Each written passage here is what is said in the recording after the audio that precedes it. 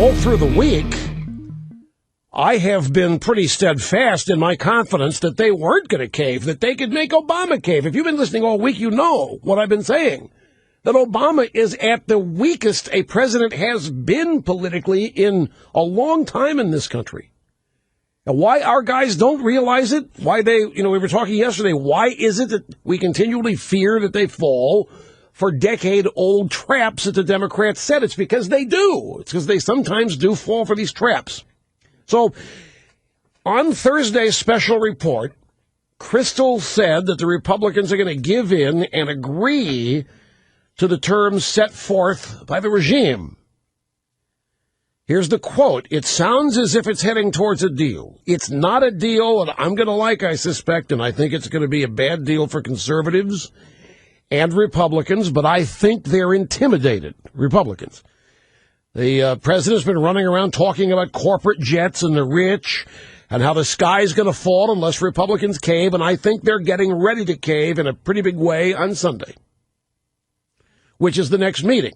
Obama canceled another vacation. He was going to go to Whitefish, Montana on Sunday.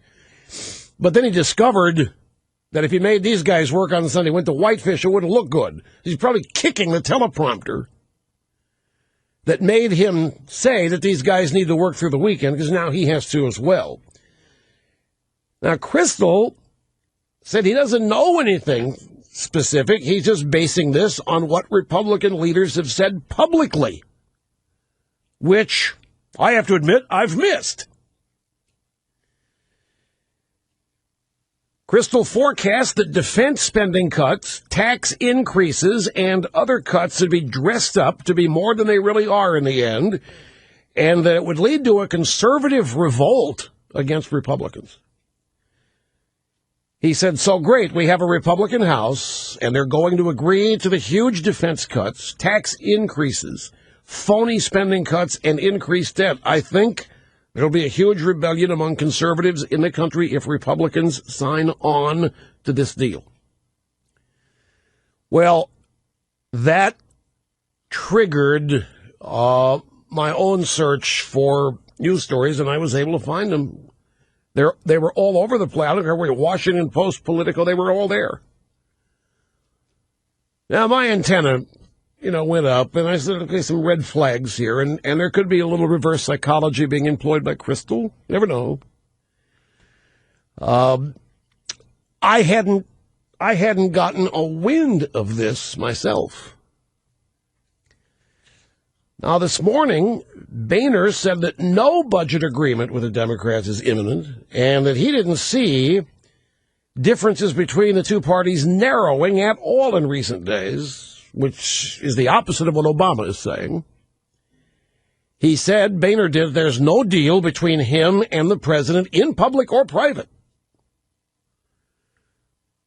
His remarks came as congressional leaders and Obama plan to work this weekend to reach a compromise, includes as much as $4 trillion on deficit reductions over the next decade and an increase of the U.S. debt ceiling. I just want to, before we go to the break here, and I'll fill you in on all the things that I subsequently learned after this, I just want to tell you with extreme confidence that if any of this happens, if there is a cave by House Republicans on this debt limit, if Obama gets what he wants, all of what he wants, as Crystal is alluding to here, and was backed up by other reports, then you can say goodbye to the Republican National Committee. It will implode. People will stop sending it money. You can say hello to an Obama second term, because there will be a third party. The Tea Party will organize as a third party. If there is a cave on this, we could lower the debt ceiling and make our debt payments. As I detailed yesterday, we are not at risk of default. We are not in danger of default. Anybody Either party who says we are is engaging in demagoguery and the same classic Washington tactic of creating to you a crisis, an apocalyptic crisis that has to be solved now or else. I'm telling you, that isn't true.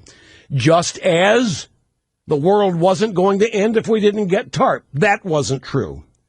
None of the forecast crises and their accompanying apocalypse have been true. Nothing that they have tried to scare us with since 2008 has been true. So if this cave happens, hello, third party, it's going to happen. And then you're going to see a wave of new presidential candidates get in the race, and they're going to start. Rick Perry will decide at that moment it's time to get in. And Paul Ryan, who knows? I don't, but if there is a cave, folks, it's disaster. And I don't mean to be alarmist here. But if these guys cave, the November elections of 2010, see, the thing to me is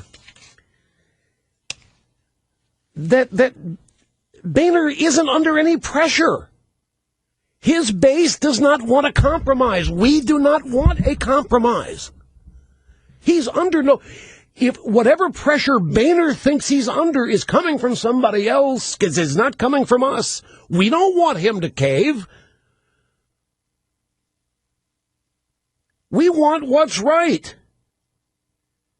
If they come out of there with no deal that's advantageous for us and is not representative at all of the November 2010 elections, I'm afraid to predict what's going to happen to these incumbent Republicans. Rasmussen today, 72% of the country favor free market economy over one managed by the government. 72%, in other words, want to fire Obama. 72% want to fire every Democrat in Congress. 72% of the people want their country back. This is why Democrats hate the Tea Party. And this is why the Republicans have to hold firm.